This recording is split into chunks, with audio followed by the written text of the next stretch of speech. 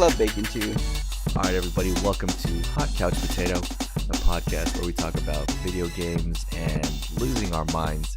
My name is Brent, aka Blue Wop. I'm here with my man Rick, aka A New Perfect Day. What's going on, man? Today is a great cloudy day, or actually, it's a great partly cloudy day. No There's way, a lot dude. of The sunshine sky is so in blue. San Diego, which is not a good day, I guess, for normal people, normal gamers. But yes, it's a nice sunny day. Like when I was down here, I was like, oh my god, it's an all-time 75-degree weather, which I guess we take for granted, you know. Just Yeah. hear about all the weathers in different parts of the world and how they're going through winters and all four seasons, and here we are, just a nice sunny day. Dude, I was just thinking about that. So you know how houses are super expensive out here, man, and rent is super expensive out here?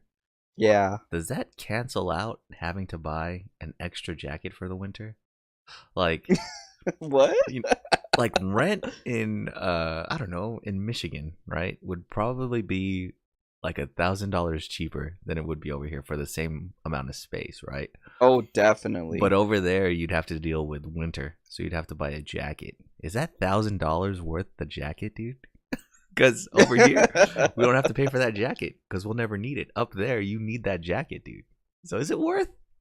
Yeah, I think so. It's like you don't have to worry about, you know, bringing an extra jacket or all the season. You can wear whatever you want to wear all year round, wear the same kind of clothes, you know. Okay, yeah, you convinced me, man. Because then it is more than just getting a jacket. Then you have to get, I don't know, special defrosting shit for your car. You know what I mean? Your Yeah. antifreeze you really have to pay attention to. You got to get chains for your tires. Okay, yeah, it's worth $1,000 extra.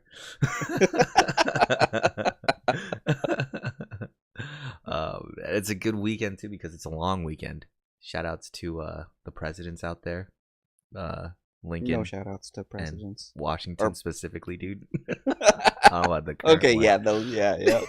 But the ones that we celebrate on what's tomorrow, man? February 19. 19th, President's Day, dude. Shout outs to them. Because of them, dude, I don't have to go to work tomorrow. I can play Monster Hunter that much longer, dude. Speaking of presidents, well, he wasn't a president, dude. I think Ben Franklin was just like a founding father. But he Yeah. said once that in this world, nothing can be said to be certain except for death and taxes. And I'm saying this because it's tax season, man. It's the beginning of the year. Getting Yeah. our W-2s from our jobs. You're getting a return, or are you paying this year, man? Getting a return this year, and it was because from my other job, that was when I was in San Diego, that I'm getting a decent one, but then Mhm. apparently the two other jobs that I was doing made my taxes reduced, and I was like, Oh. oh my god, like my tax return is reduced because I don't know, I got employed, or right when I entered those two W-2s, I was like, why is my tax return money going down? I don't understand. Oh, no, dude. Yeah, I'm getting a pretty decent return too. Thinking of upgrading some stuff like my phone and maybe a PlayStation 4 Pro. Maybe. Woo! So we'll see, man. But that's crazy because you worked at Best Buy all of like 2 minutes and you still got a W-2 with them? Yeah. I didn't get paid though. It's like, that was crazy. That's so weird. Like, I don't understand. I didn't enter it because it's like, why would you enter that stuff? I don't understand. But yeah, I thought you don't get a W-2 if you don't get money, Mhm. and still, sure enough, I still got one, but I didn't get it anything says all because zeros? I quit before the orientation. The day I was supposed to attend orientation, I put in my 1-day notice because I was getting hired for the other job. But yeah. I'm looking forward to getting my tax return done it through TurboTax. Not advertising anything, but I feel like that every time when I tell someone, "Oh yeah, dude, it just took me like 40 minutes to do my taxes." Well, you know, I only had one W-2, I don't really have any tax exemptions or anything like that. So, Yep. and I tell them, oh yeah, it just took me 40 minutes. Oh, what'd you do? Oh, I use the TurboTax app on my phone. And I'm like, fuck, this is a commercial right now. Yeah. Getting paid, bro. Every time, I see other people doing their taxes, they're like either doing it by themselves manually or they take it to some sort of like third party, I don't know, tax prepper. And I was like, okay, well, you can just download this app. It will take you like 2 minutes and then do your taxes with TurboTax for free. I know, which only right? takes another 30 minutes. And it's all easy. It asks the questions. And I was like, damn, I'm subtly like trying to sell this out. I know, dude. It just is super convenient too because it saves all of your information, from last year. If you used it before, yeah. So you skip a whole bunch of steps if you do that, man. Yeah, exactly. Shout outs to TurboTax, dude. The company I used to work for, we were in competition with one of their products. I think the people that own TurboTax are called Intuit or something like that. Like that's their parent company. Yeah. The QuickBooks Intuit. Exactly. We had a product at my last job, or a software that was like in direct competition with their software. So I don't know why. I just learned to hate Intuit. My boss would always talk shit about them and stuff like that. It's funny, man. Just thinking it's coming full circle, dude. I'm still giving them business anyways. And you got your taxes like pretty fast, right? Yeah, 7 days? Yeah, it took maybe about a week. And the same thing. So I went to the DMV recently because my driver's license is going to expire at the end of the month. And dude, it was the best DMV experience I've ever had, dude. I spent 15 minutes at the DMV. I would challenge anybody to spend less time at the DMV and get something done. But they told me, it'll take maybe 2 or 3 weeks to get your license. So here's a paper one, just in case you don't get it in the mail in time. I'm like, okay, cool. I get my card in less than a week too. I think I got it in 5 days, and I was like, what the fuck? Okay, dude, I'll use this. Damn. But you know what it is, dude? What's that? You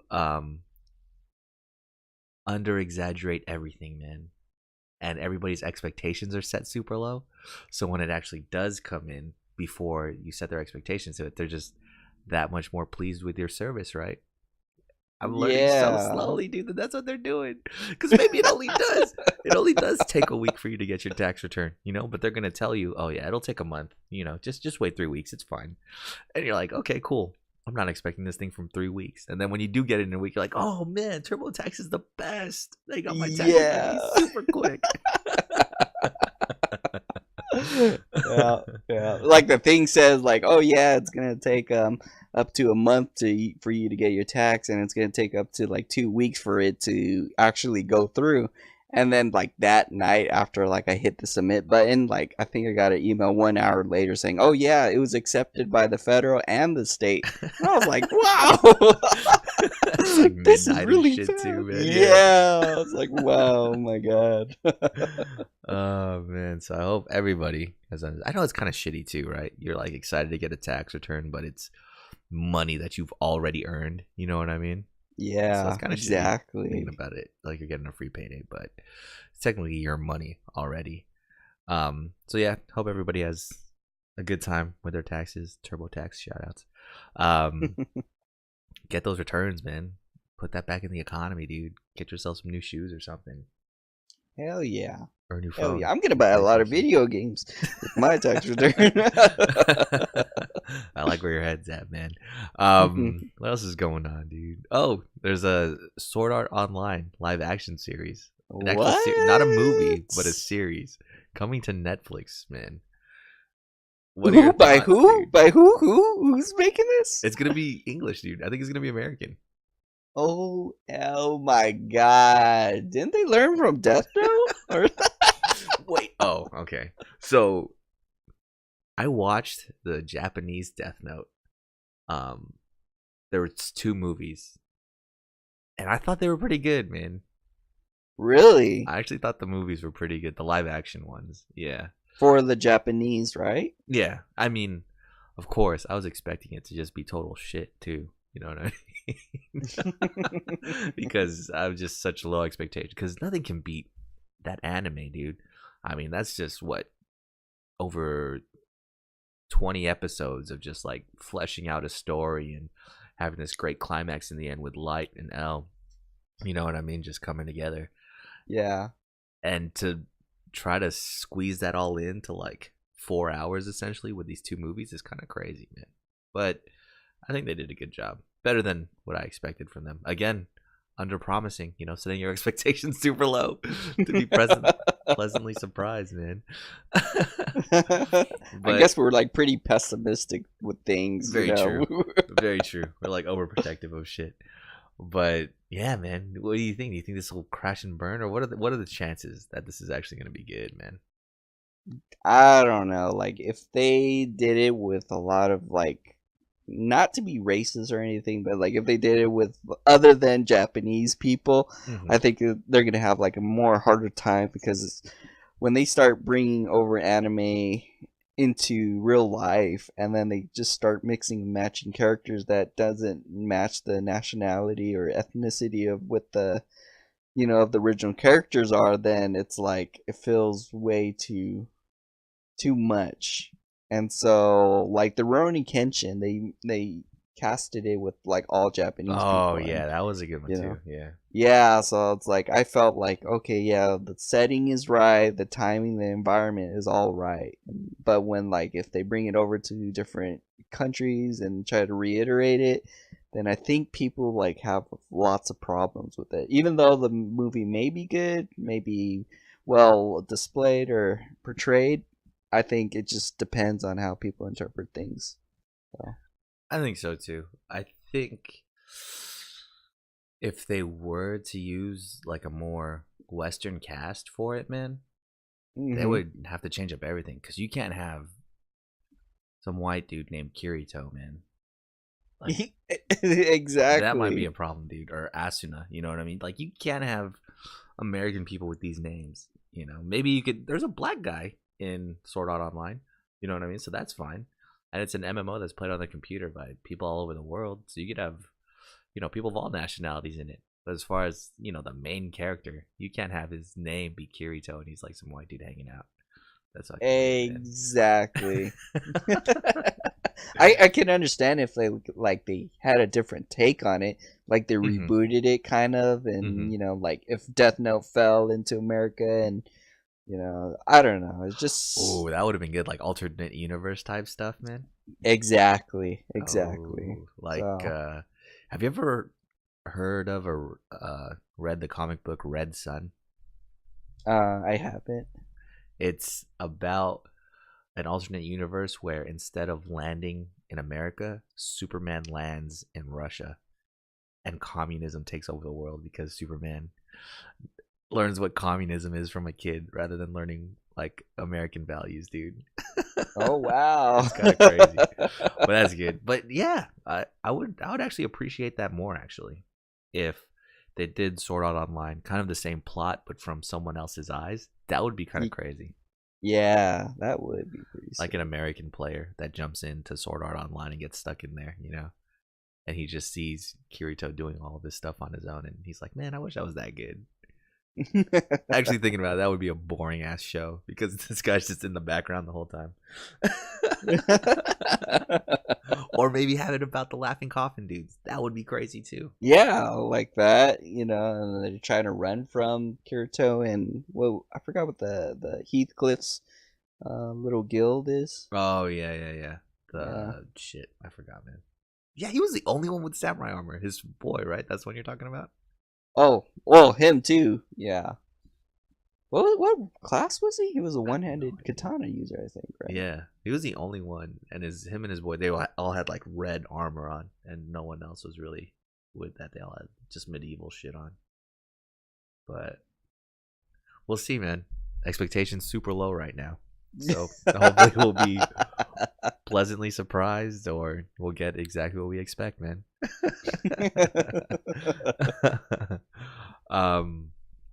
A lot of games coming out this week, actually. I know. Well, you know what? I know 2017 was crazy with the game releases, but 2018 is looking like a good follow-up year. It really hasn't been as big as 2017 yet, but again, it's only February, halfway through February. So this week, Bayonetta 1 and 2 remasters came out on Switch, and Bayonetta 2 is apparently a perfect game, dude. I've never played it, but it has 10s everywhere. How does that work? I know. I don't. I want to see like what makes it a perfect 10. You know, I thought that was like a specific kind of targeted audience, but it looks like also you get a deal if you buy one of the games. They said that the other one will be immediately discounted. Yeah. Depending on which one you buy, they take off like $20 or $30 from the other one or something like that. Yeah, so I might just like buy number 1 and then buy number 2 later on. Yeah. So, yeah, man. I mean, I did buy a game on Switch this week, if that's any consolation. Just more than that, I bought this game Stardew Valley? No, I didn't buy Stardew Valley. Man, Stardew Valley is out on every console known to man, and I still have not played it, dude. I told you, man. You gotta believe. No, I think I'm a Harvest Moon snob, is why, man. I'm always gonna stick with Harvest Moon since that's what I played on PlayStation. No, I bought this game that came out this week called Longest 5 Minutes. And it's a turn-based RPG where the game takes place within 5 minutes, essentially. So it's a regular RPG, and you're fighting the last boss. And in the middle of this fight with the last boss, your character gets amnesia. So the whole game is you trying to remember all the skills you've learned throughout your entire adventure, so you could use it in that final fight against the last boss of the game. Wow. So it's pretty cool. It's top-down 2D sprites. It looks like, you know, Pokemon, how Pokemon was on the Game Boy, except a 2018 version of it. So it's like super HD and all this stuff. So it's cool, man. It'll be a cool like mobile game, something I could just jump in and out of. You know, I already played it a little bit on Friday at work during my lunch break. So it's good, man. It's super fun. The music is great. The art style is great too. If you have a Switch, definitely check it out. I think it's only $10 right now. 10 or $20. So if you have a Switch, check that out. So I did buy something on the Switch. Still haven't even finished Zelda yet, dude. Have you, man? Dude, I don't even have the game yet. I'm waiting for my taxes and then so I can be able to get that game. Because I got to buy a memory card so I can download it digitally. Because I think it's like 16 gigs or something like that. The game? Oh, that's crazy. Yeah. The game looks pretty super high. Good. Yeah. Yeah, I forgot how much. Because I got a 60 gig card. I forgot how much it was. I remember it being a lot more expensive than I wanted it to be, though. It's $256, right? I think you got. Oh, no, that's right. $256. But it was like $50 or something. And I was like, really? This still costs $50, dude? I can get like a 500 gigabyte thumb drive for $10. What are we doing, dude? SD cards, man. Are you serious? Yeah, they're taking advantage of it. Yeah. Yeah. Another game that I was really looking forward to, but now with Monster Hunter and all these other games I really won't be able to dive into it the way I want to. Kingdom Come Deliverance came out. This is like a medieval simulator, I guess. Sums it up best. But it's first person. It's very much based in reality where you're just this regular dude in medieval times that's just trying to make it. I think the game's getting a lot of flack and attention right now because it's super buggy. But other than that, people have had positive things to say about it. So I've been trying to play it at every conference we went to, and it was fucking packed the whole time. So they must be doing something right. Yeah. So we'll see how it goes. All the videos I've seen of it are like horses getting stuck in bushes, or the NPC is looking directly at the character, and the character is in stealth mode, and he doesn't see him. Like he's just the guards are standing right in front of you, and you're looking at them eye to eye, and you make a noise like, huh. I wonder if someone's here. And they just walk closer to you and still don't see you. So the game is a buggy mess. I think there was like a 20 gig patch on the first day it came out. Damn. So that says something too. But sometimes those little quirks like that make it perfect. I mean, it didn't really work for Mass Effect Andromeda. That game had a lot of little bugs, and people just roasted the shit out of it. But I think Kingdom Come is charming enough and doing something a little bit different. And again, I guess expectations, right? You throw the title Mass Effect on something, people are going to have a certain expectation for it. Kingdom Come is just something brand new. So people's expectations are pretty limited on it. That's one in the backlog for sure. I'm going to pick up eventually, man. Because I played the shit. I didn't really play Skyrim too much. I think I played it for like 2 hours and returned it on Steam. Oh shit. But I played the shit out of Oblivion and the Shivering Isles, man. I remember I joined every guild. I remember in one town I killed everybody in the town and just upsold all the houses, made a bunch of money, dude. It was amazing. Damn. I did a lot. When was that? I think I played it during college or something. Of course, in college you have a lot of free time, so I was just grinding through that game, dude. It's crazy now that I'm thinking about it. Well, yeah, Kingdom Come. I'll probably pick that up soon. It looks fun. It looks super fun. Another game I bought, I'm probably not gonna play for a couple months, dude, is Crossing Souls that just came out this week, and it's by Devolver Digital, and they always make good games. What was that one game we got that we thought we could play online co-op? Something in Russia or Mother Russia or there you go. Yeah, I mean Devolver Digital just always has a tendency just to make really good stylized games. Crossing Souls is basically Stranger Things the video game, and it's a top-down action game where you're just this group of kids that runs into a dead body and the adventure begins there, man. I played the demo a little bit last week or during the week and realized it came out like on Tuesday, just this past Tuesday, so I picked it up. Haven't started playing it yet though. I have to finish the longest 5 minutes and Monster Hunter first, which is never gonna happen.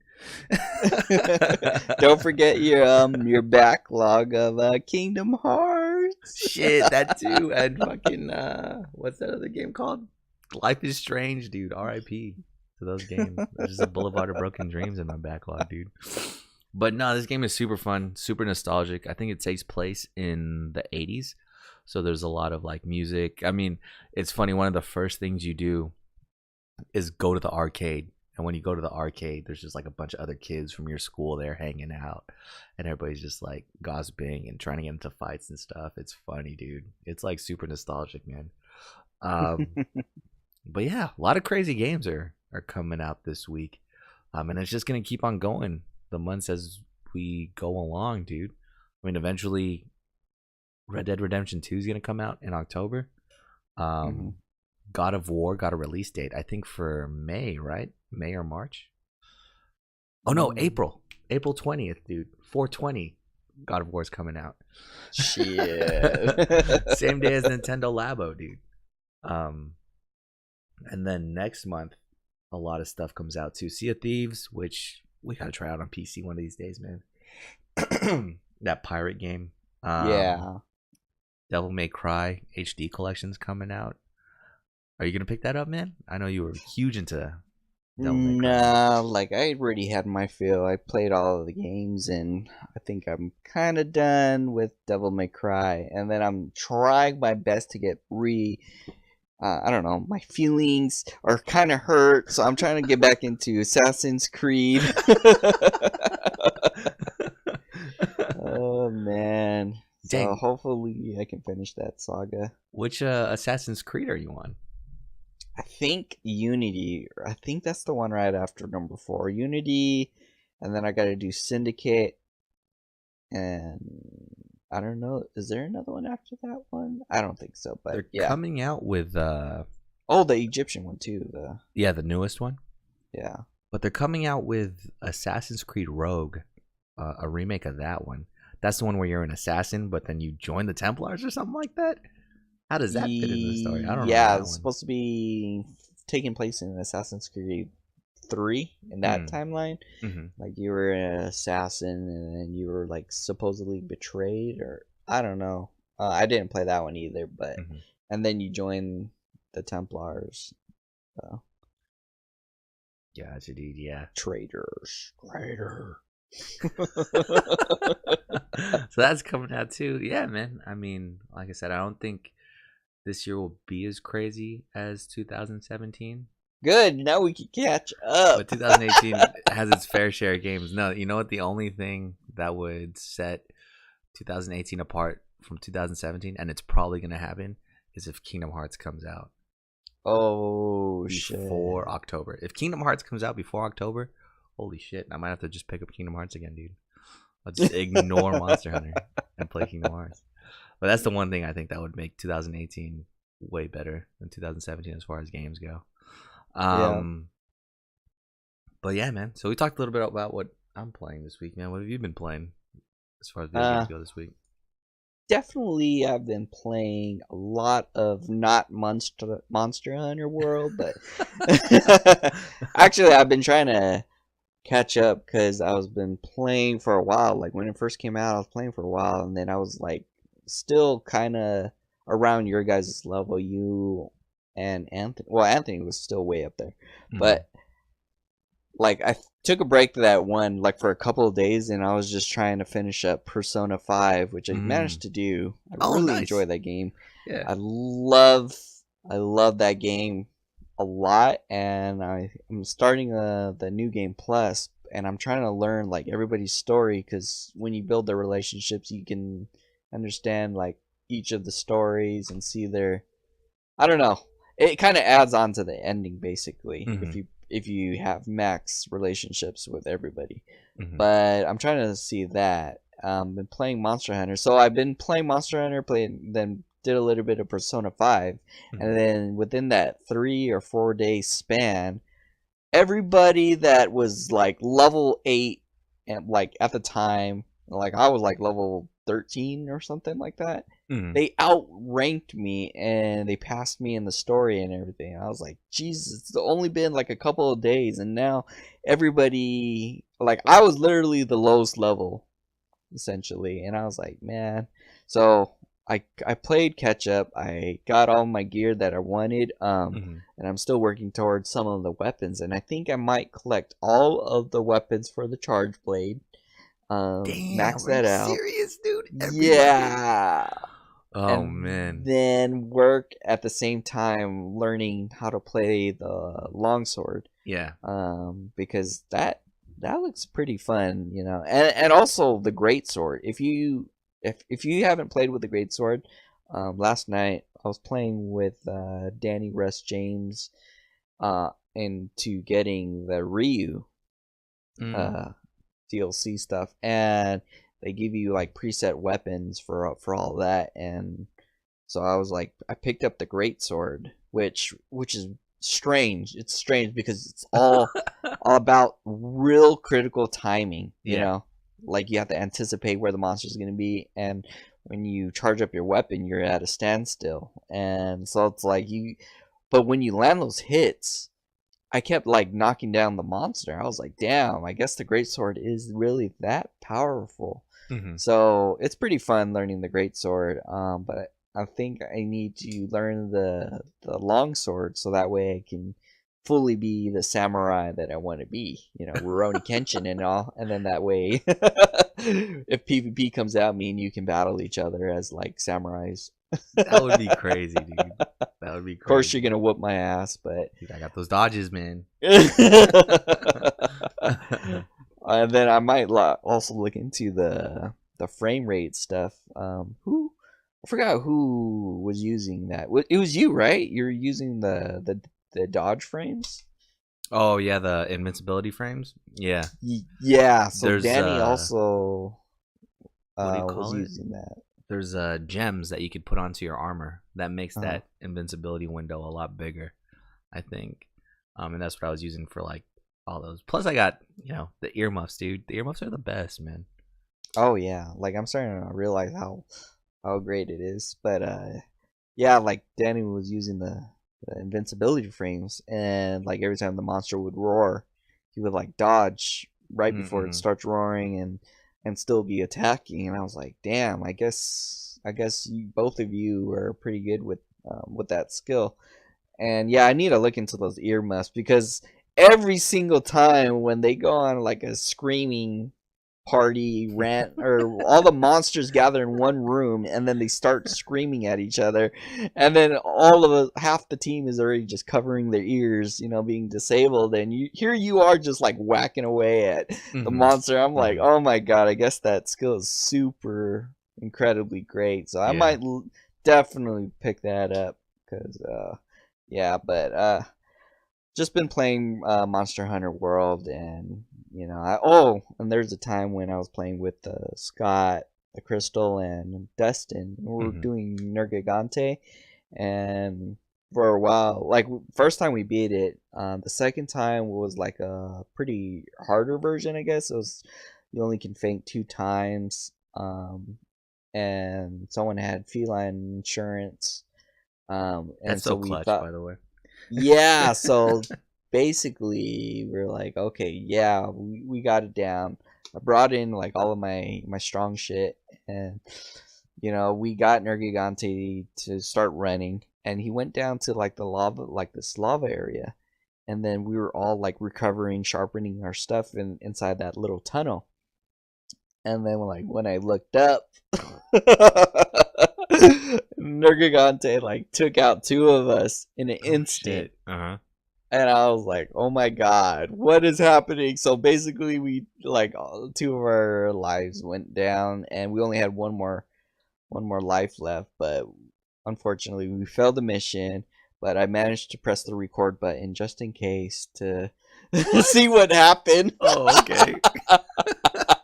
Just for evidence for yourself, dude. Yeah, so like he dive bombed apparently, and then I was in an angle. I was hugging the wall basically, and he Uh-huh. dive bombed and he passed me, and then he wiped out.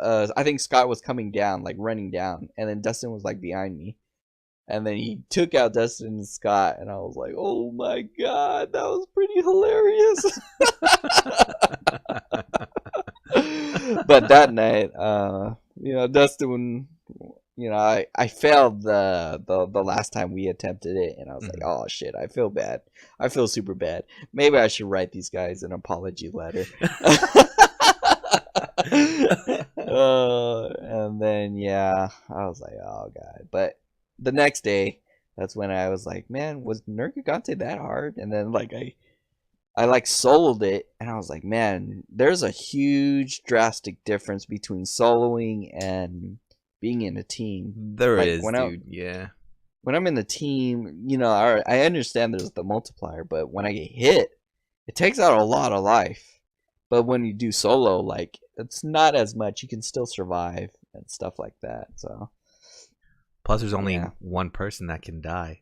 In multiplayer, you gotta like depend on other people not to die. You know what I'm saying? Exactly, exactly. And then that's why I felt like crap when like I was the last person to die. I was like, "Oh my god, I failed the team. I failed you guys." Oh no, yeah, yeah. Yeah, so I was like, "Oh." So now I'm that's why I was just playing Monster Hunter just to try to regain my confidence. I'm like, "Oh god, I don't want to fail you guys and all that." Dude, so it's funny you mentioned like having that urge to catch up to everybody. You know what I mean? And I Mhm. guess it makes sense. When you're progressing through the game and all that. Um, but as far as so I'm at the end game, I think right now, where now we're getting these missions for tempered enemies. So it's the same bosses, they're just tempered, which means they're in that enraged mode a lot longer. Mhm. And when you do the investigations to beat these tempered monsters, there's a chance that an augment can drop for your weapon. And then the augment you get is random, just depending on whatever weapon it turns out to be. Um, so that's the end game I'm at right now. And where we were in Destiny, like worried about, like, oh man, I need to get a Vex Mythoclast, Oh man, I need to get this gun, I need to get that piece of armor. Where you felt so pressured into just having everything, or at least I did. I don't really feel that pressure anymore, man. I think I'm like you, and that's what makes Monster Hunter World great is, okay, I want to build this armor set. Sure, everybody's using this armor set because it's cool, but this armor set fits what I want to do and what I need to do, and it looks cool. I'm going to use that, right? There's not that need to just like have everything in the game. Well, of course, you want all the charge blades, but that's the pressure you put on yourself. You know, no one else is putting that on you. Like, oh, dude, you should pick up all these, right? Yeah. So, and I was thinking like, yeah, exactly that. I had a feeling like when I was like looking at all of the armors, it was like they all had like roughly the same defense and all that. It was, I guess it's because we hit like a baseline of what the armors could possibly be at. Now it's all about mixing and matching, customizing to what we like, customizing it to the gems. Yeah. Instead of like, oh god, we got to get the stronger armor. Oh god, we got to get the next stronger armor. It's more like, okay, what do you want to wear for that day, or what do you want to wear for that fight? Because it's a lot more complex than just aiming and shooting something, right? Yeah. There's a lot more status effects, a lot more things that you can do in this game in combat, where these perks matter. You know what I mean? So with just that in itself, that feeling or that lack of feeling of being too pressured, you know, like is refreshing, I think, especially coming from us playing Destiny for so long. You know what I mean? Yeah. Where it didn't matter if we had a cool gun, you could never get it to light 320 or whatever it was, right? So we'd always have to keep grinding for that light level gun.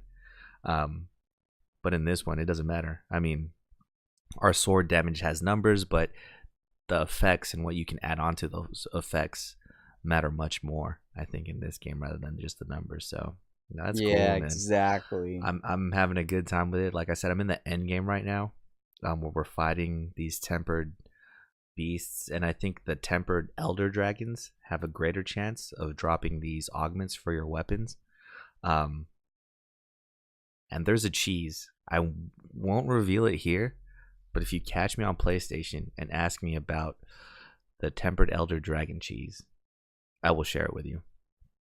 But it's you gotta crazy, set dude. up your PayPal account, donations and all. Because it's one of those things, and I don't know, maybe it's really not a cheese. Maybe a lot of people do know. Maybe it is common knowledge, but you know, I really haven't seen any YouTube videos of other people doing this thing. And we were going through, like, I think it took us 10 minutes to beat, or less than 10 minutes to beat an elder dragon with this cheese we were doing, and we were getting a bunch of those augments and stuff. Now, RNG has not been kind to me in this game, and unfortunately, when you get these augments and you appraise them, they're for a random weapon, you know. And I think Monster Hunter knows. Monster Hunter has a counter of which weapon you use the most. So all the augments I've been getting have not been for a longsword, and I'm pissed, dude. Guess what weapon the augments I'm getting are for?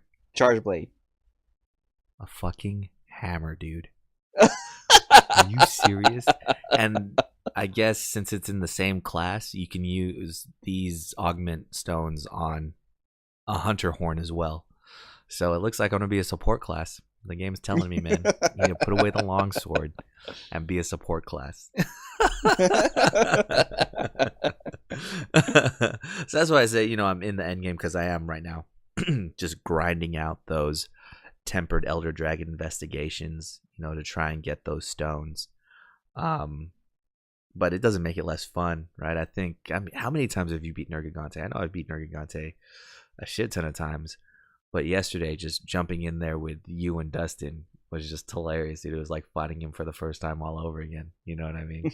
Just having that fun. And you know, it's not a Nergigante fight unless Dustin dies. You know what I mean? So it was a good time. I think that one, we beat him once. You know, Dustin died pretty early on, but came back and we beat him. And then the second time, we were just tearing him up, right? It was just too easy. Nobody had died. And then for whatever reason, at the very end, after he broke through the wall, we were kind of messing around. And he killed Dustin. It was like, all right, wait, we should actually kill this guy now.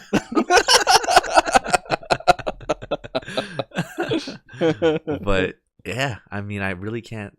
It's been almost a month. Yeah, Monster Hunter World came out in January, and I mean, it's gonna run into some things with repetition that you run in with every game like this, a loot based game. But so far, I have no complaints, And it's a mixture of the mechanics, the stats that you can build up, the customization you can do, and the fact that you can stick to your playstyle, man. You don't have to conform to, oh, you need a Gallahorn for everything. You know what I'm saying? You can do exactly well with what you want to do. And I'm sure there's a tier list somewhere, right, where people say, oh, the longsword is the best and the heavy bowgun is the worst weapon in the game. But there's ways you can make it work, right? And what's best for your game play or your play style. One thing I did do, which was one of the most challenging things I've done in this game, was fight a tempered Kirin. And this is that unicorn lightning guy that just shoots lightning bolts everywhere. And he's tempered, so he's always shooting lightning bolts everywhere. And it's like an MMO fight for real, right? Because you know the ground lights up where he's about to shoot lasers and all that, or lightning bolts and all that shit. And just the status effects he does on you are horrible. So I think I tried it about 5 times with the longsword and the dual blades, and I was just getting my ass kicked, dude. And I was asking people for help, like Ant and Ryan. They were like, "Nope, you should just do that on your own, man." I was like, "Are you fucking serious, dude?" All right, I guess we're not getting the carry today. And they suggested to use a long range weapon, like a bow and arrow or a light bow gun. I've used a longsword and dual blades this entire almost 100 hours into the game at this point, dude. There's no I'm gonna pick up a weapon and learn it enough to kill this guy, an end game boss essentially. And they're like, no, it's okay, man. If you use a bow and arrow, just hold R2 and or hold L2 and then press R2. If you shoot it 3 times, like 3 arrows come out, and then just use those bow coatings, and then you can dodge while you're aiming, and it even charges your shot when you dodge. And I was like, okay. Spent maybe 15 minutes in the training area, and I was ready for the fight. I felt like it took me 2 tries to beat the Pegasus unicorn guy with a bow and arrow, dude. I was so mad at myself. I was like, really, dude? I almost rage quit this game because of this boss, and I beat him in 2 tries with a bow and arrow, a weapon I've never used before against anybody else. It's so broken. I almost dismantled the bow and arrow after I did it too. I was like, I'm never gonna use this again. But I kept it just in case, dude. Just in case. Yeah, because didn't Ryan say like the range class has elemental defense and melee class has melee defense? Yeah, melee classes have more physical defense, I think is what it is.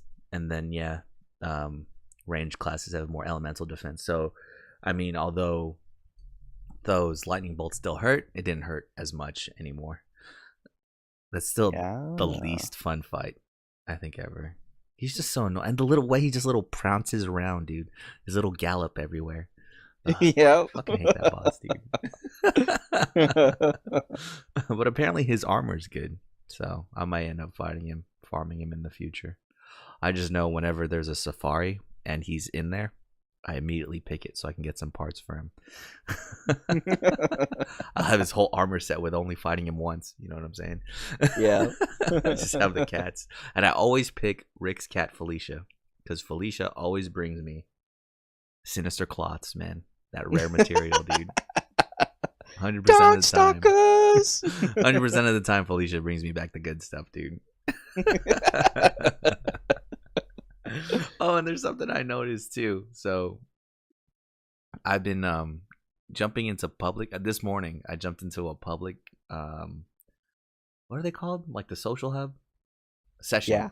I jumped into a public session so I could help, answer some SOSs for that trophy. You know what I mean? That if you do 10 SOS missions, you get a trophy. So I jumped in a public session for that. And everybody I jumped in the game with is kind of not good at the game, dude. It's crazy. Oh, wow. Really? But then, you know what? I started thinking to myself, well, there's a reason they're calling up for SOSs. They need the help anyways. You know what I mean? So then it started to make sense to me.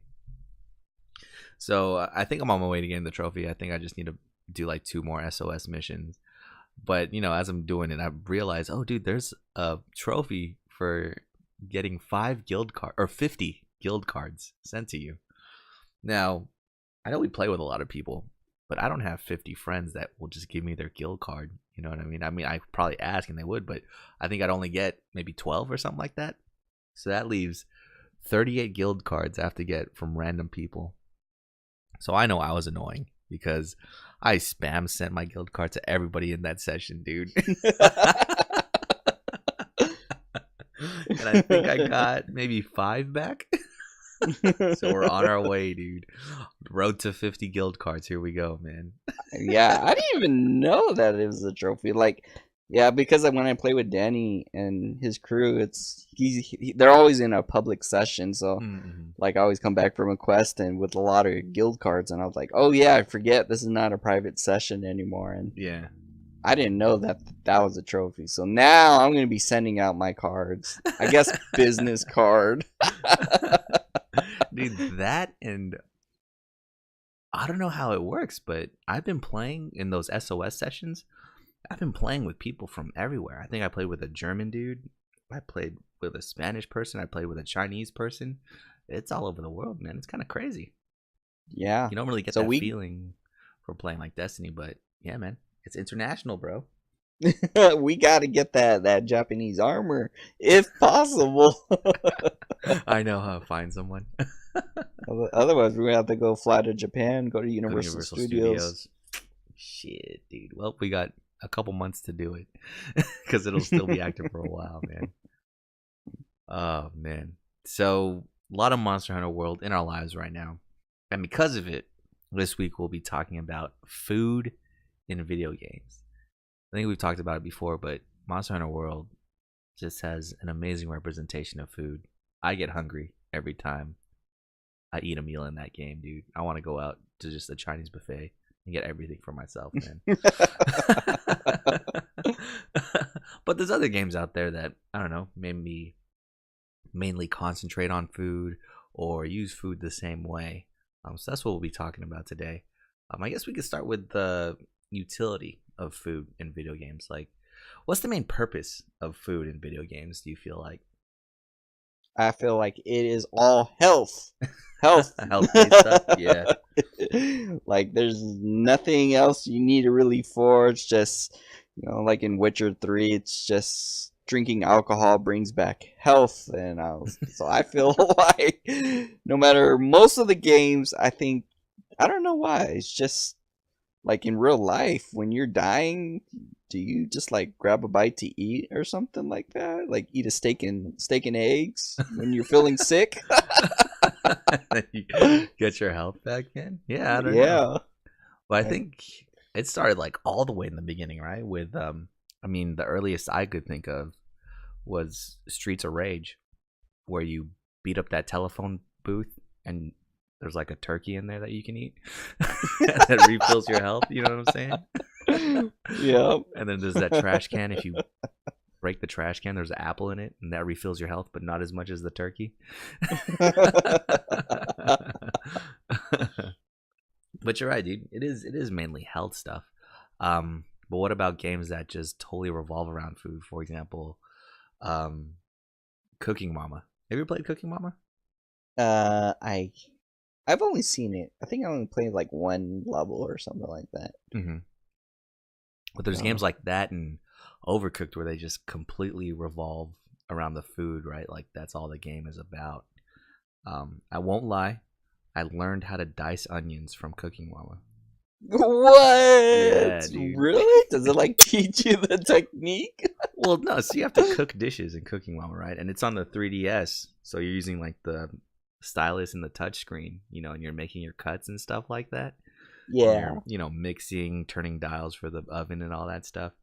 And no, I mean, with a lot of those dishes, you had to dice onions, and they were doing it by hand. And you just cut the little slits through half of the onion one way, and then you just chop it the other way, and then you have those perfect, nice little cubes of onions, man. So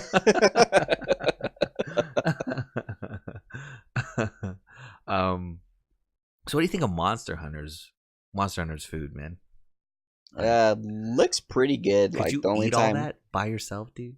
Would you? Nah. I think I would need 3 more hunters to help me finish all that.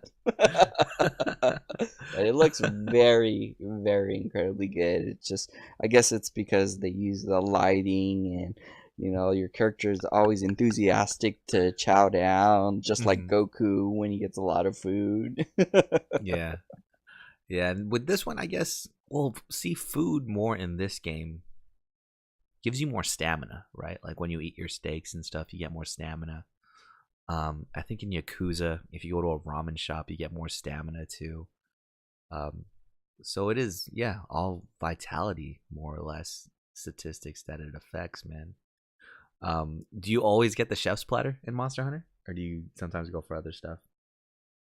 Mainly defense. I always go for Oh, like always defense because I don't like to get hit like and then like nearly dying and pop a lot of potions. So either defense or elemental resistance. mm-hmm. So, And is that on a specific dish, or do you just kind of scroll through? I Because think I'm, it's the fourth, fifth one down, and it gives me oh, okay, defense large. Yeah. gotcha. I won't lie, I always just go for the chef's special, just because it always gives me plus 50 on both health and stamina. So I always just go with that usually. Yeah. And I think it just gives me like a small boost in defense and attack, but shit, I'd rather have the vitality. I don't want to mix, or I don't want to waste my nutrients, man. Because I'm gonna get hit in these fights. It's just how much health I have will do me better. Yeah. Yeah. So another video game that has pretty good food, or at least I've seen a lot about the food, is Final Fantasy 15. Now I've never played it, but you have, man. What's your experience with the food in there? Is it better than Monster Hunter World's food? I think Monster Hunter's food looks more appealing and appetizing. It's just in 15, they do the same thing, like how the lighting is to make the food look like it's great with the like a pale, plain looking Uh background, but huh. the food is super vibrant and all the different dishes you make with the different ingredients gives you like certain like health, recovery, and status. But yeah, it looks good, and I think at the time it inspired people to learn how to cook those kind of dishes with In real life? yeah, in real life with certain ingredients because it's like I think the food was really good. And then a bit of a spoiler alert. So like before you go through the final phase of the game, you have to choose one of the photos you that you really like the best. Mm-hmm. And half of the internet chose a cup of ramen because it looks very appealing As a picture? as a picture. Yeah, so when the game is all done and goes through the credits, it shows all the pictures that you've taken on your journey, and Uh huh. then at the end it shows like a cup of ramen. What? I'm sure that's supposed to Oh, be fuck. like a sentimental moment too. It is, yeah. So it's supposed to be about you and your boys and all that, and or your journeys. People like put the cup of ramen as the best photo. Oh, Oh but my yeah. god, dude. That is funny, man. So in that game, it is just for stat boosts as well, right? Do those last forever, or is it just for like a certain amount of time? Oh, I have no idea. Like I generally didn't go to the cooking side, but yeah, Oh, it's supposed to like last for I think a day, maybe. I don't remember how that worked.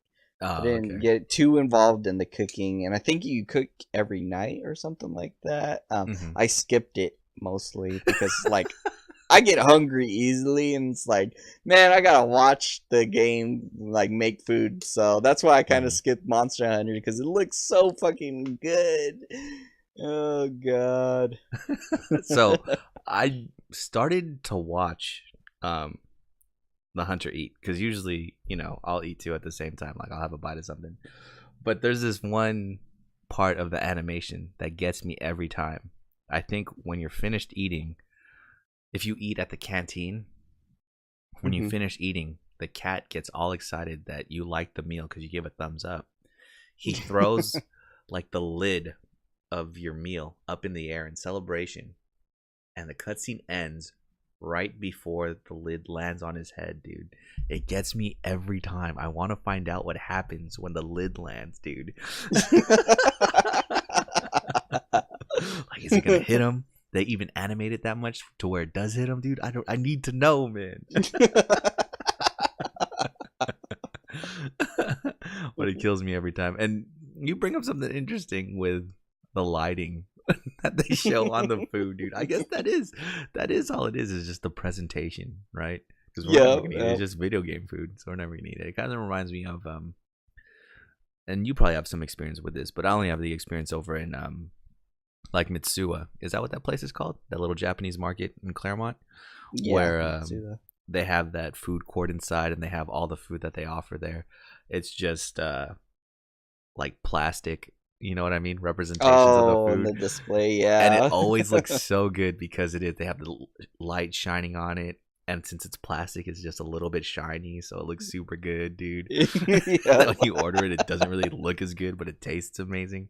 Yep. I think you're onto something there when having the right lighting and the way it looks just have the same as well. Because it isn't just something that's just stagnant on the plate, right? Like when that cat sounds so funny saying it. When that Palico puts down that plate of food, it kind of like moves and settles and jiggles, right, and has steam coming off of it, dude. Yeah. So, God, I'm getting hungry just talking about it right now, man.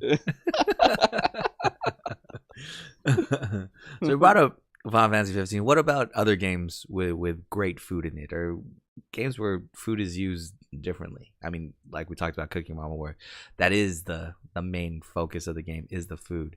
How about like Harvest Moon and Stardew Valley? Well, I guess for you, Stardew Valley. Would you do anything besides just farm and sell the food, or do you offer it to don't remember if you really eat much in Stardew Valley. You just mainly sell the food. The crops look pretty lumptious, but other than that, you just like throw it in the box or either just put it in your mouth. But the games like that have different variations that I can at least remember is there's like a Mario game, and I don't know if it was Mario or Peach or something, but basically you have to flip pancakes or food in the air, and there's like it's in a row of 4, and then while it's flipping in the air, you have to catch it with the I guess the grill spatula, not the spatula, the pan. Oh, the pan. Okay. Yeah, and then it bounces back up. And then the amount of times it bounces onto the pan, it starts cooking it. So while it's bouncing up in the air, you have to make sure all 4 lanes is still up in the air and cook. And if you keep bouncing it too much, the food, it gets burnt. And you can't let it drop on the ground. And if you it's like a baby Yoshi on the ground, and that's what the goal is to feed the baby Yoshi. And so the baby Yoshi follows behind you. So basically you got to flip the whatever food in the air, turn around so the baby Yoshi can be in that row and grab whatever that's about to fall on the ground and eat it. But you have to cook it to the right temperature and all that stuff. That is the only thing I kind of remember. Is that a Mario Party or something? Or that's an actual Mario game? I think that was like on Game Boy or something like that. What? No way. Yeah, it was like a very old game. But it was pretty fun. Yeah. Other than that, the food that like pretty was like appetizing was Persona 5, which made me actually go out and get curry. So do you go to like curry shops or food places on like your dates and stuff in Persona 5, or how does that work? Actually, what happens is the place that you're staying at, he like cooks curry and sells coffee. And then when you get far enough in the game and you learn all of his techniques and stuff, like you start cooking curry for whoever you're going to try to build a relationship with, whether it's a friend or not. And then it like I don't know, it like shows it really, really good. and when they're eating it like super fast, but you can see like the steam and all the curry looks fucking amazing. So that's why I ended up going to one of the curry places like down the street from our area, just because of the stupid game. Yeah. So Atlas is pretty good with that, right? Because they're the same people that made Catherine. And, yeah. you know, the main characters in Catherine, they mainly hang out in a bar/pizza place. And I always wanted to eat pizza when playing that game in between the cutscenes and stuff. One game I will mention, I mean, it really didn't have great food in it, but you ate a lot of stuff to cure different things, was Metal Gear 3. You ever played Snake Eater? Shit, Snake Eater's in the damn name. I did it. Dude, but in that game, you're just it's all about micromanaging just little stats like your camouflage and everything like that. And you use the environment to help you out. And yeah, you can kill frogs, bugs, snakes, and eat them for health, dude. What? Yeah, man. That game got kind of crazy with it. That was on PlayStation 2, I think, too. So that's even more wild, man. But yeah, Snake Eater, you were eating all kinds of shit in that game. It might not have been as appetizing, but you were eating a lot of wildlife. And of course, every Metal Gear game has rations. I think that's where I learned what a ration was. Those military, just like, you know, random ass meals that you eat. This last thing I'll mention is cake, man. Cake is all over the place in video games too. In Portal, it's your main motivator. You know what I mean? Mm-hmm. Gladys is telling you, "Oh yeah, if you finish all these puzzles, we can have some cake." You know what I mean? Ooh. So you're going through the game for that cake. You know what I'm saying? Yeah. But then you find out that the cake is a lie, and that there is no cake at the end. You just fucking die. Oh no! Best plot twist, dude, since fucking Sixth Sense, man. The cake is a lie, dude. That, and I think a game that I always had fun with, it was like one of my first PlayStation 3 games, was a Fat Princess. Have you ever played Fat Princess, dude? I did it. Dude, that game is amazing. So they should remake that for PlayStation 4, dude. But Fat Princess is basically capture the flag, right? Your two kingdoms, and the flag in this case is the princess of the other team. So you want to go to the other team's castle, kidnap the princess, and take her back to your castle, right? Mm-hmm. The thing is you can feed the princess food, especially cake, to make her fatter, so that it takes a lot more people a lot longer to bring the princess to the other castle. So you literally slow them down by feeding her a bunch of food, dude. That game is amazing. They should really remake that for PS4, dude. And we should all just jump on there and play it. It's super fun. And yeah, it's funny just because, you know, when the game starts out, she looks like, you know, how a regular princess would look, like Princess Peach or something, right? Mm-hmm. And of course, you start feeding her, and she starts blowing up, dude. She gets super big, man. She gets to a point where she's like, you know, looking like a teddy bear, where she can't stand on her feet. She's just like sitting down, and her arms and legs just like spread out and shit, dude. Well, that game's amazing. I mean, it's a simple concept: capture the flag, you know, but presented in a different way.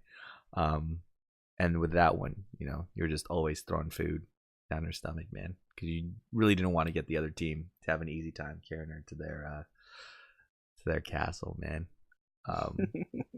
What is funny, dude?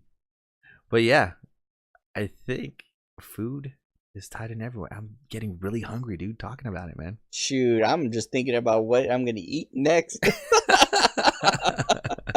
Because I'm trying to think, yeah, that's mainly what it's used for, is health. I mean, in Grand Theft Auto 4, if you get shot, there's hot dog stands around. I remember I played Grand Theft Auto 4 without cheats one time, you know, and whenever I got shot, I had to go to a hot dog stand and get a hot dog. And that would refill all my health, dude. So it can be as simple as that, or it could be the main focus of the game, like cooking llama, or it could be what you're working with, like in Stardew Valley, or the main motivation, or you like in Portal, man. It's represented in all kinds of ways, dude. Yeah, don't forget Starbound, which is like one of the main functions my of the God, entire game. I've never played a game where you can literally die from not eating. That's true too, and I guess you could tie in fucking Minecraft to that because you have to eat Minecraft. It's all the same thing, and you had to cook it. You had to cook it, or else you would get sick if you ate raw chicken or raw steak, and your food can spoil too, right? Yep. It wasn't in the fridge. Holy shit, how could we forget that? It's actually funny you bring that up, because this week's quickfire question is, what's the longest time that you've, or what's your longest play time in a video game? I know most recently we each put in easily like 120 hours in Starbound. Monster Hunter World, I'm pushing 100 hours. But what do you think is the game you have the most time on, period? I think originally I thought was Vindictus, which I clocked in 300 hours, but then there's an extra 300 hours that wasn't documented. This was like before Steam was like on it. Documented. Yeah, so like when I look at Steam, it documents how long you've been playing, and then I was like, wait, I've been playing way longer before it came on Steam. So I don't know the exact hours, but I think the overall number one game that I played the most, I think it had to be City of Heroes. Just because we spent like a couple of years, mostly like 3-4 years playing that game. Yeah, just doing that. Yeah, man. I wish we could get a count of how long we were playing that game, just to see how long it was for real. Yeah, exactly. I was just on it like every single day, every night, just playing games and lollygagging. But damn, I really miss that game. But yeah. So, man, I could say City of Heroes 2, but I'd want to see a number. You know what I mean? Nowadays, with all kinds of statistics and internet access, it's available to you. You know what I mean? Yep. So I know for a fact that I've spent like 90 something hours in Monster Hunter World, because it tells me every time I log in. And I know I spent 120 hours on Starbound, because it tells me when I log in too. Steam, dude. It doesn't even tell you for Final Fantasy. I'd be interested to see how many hours I logged into Final Fantasy 14.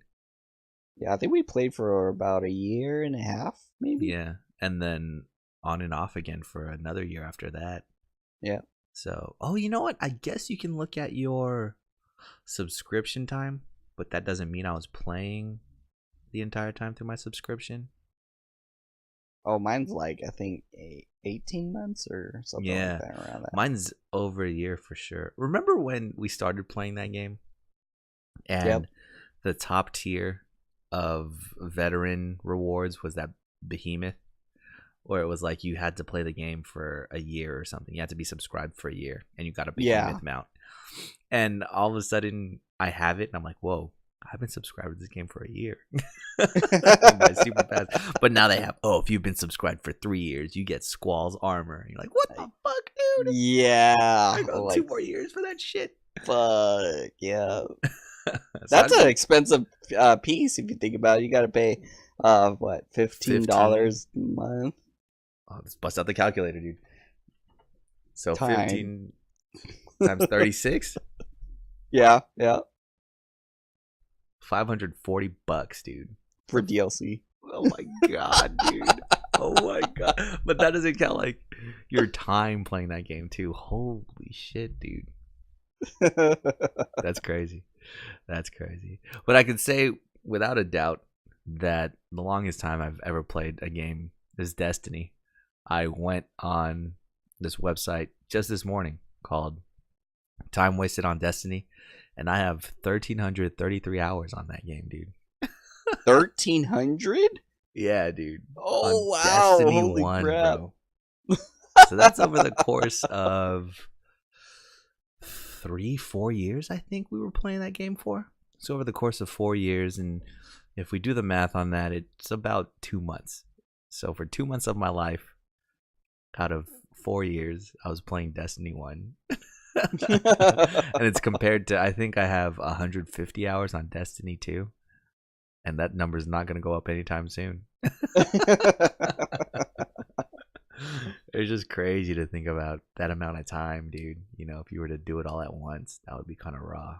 But yeah, man, a lot of these MMO type games and loot based games, they require a lot of time, dude, right? Yeah. And that'll bring us to what we're going to talk about next week is, does the world need more MMOs, dude? Do we need more loot based games? Or is this just the way of the future, man? I think it's the best way you can make the most money out of your game, right? Microtransactions, subscription fees. Yeah. The reason I'm asking is because I saw a trailer. I think I sent it to you, Rick, for Project Lineage.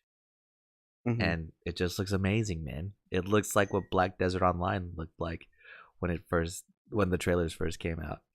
And I really want to play that game. So we'll talk about that next week. See if there's a place, see if there's room in the world for more MMOs. I mean, there's only so many people that can play a game at once, right? But until then, Rick, some words of wisdom? If you're feeling weak or sick, make sure you eat a lot of food. All right, guys.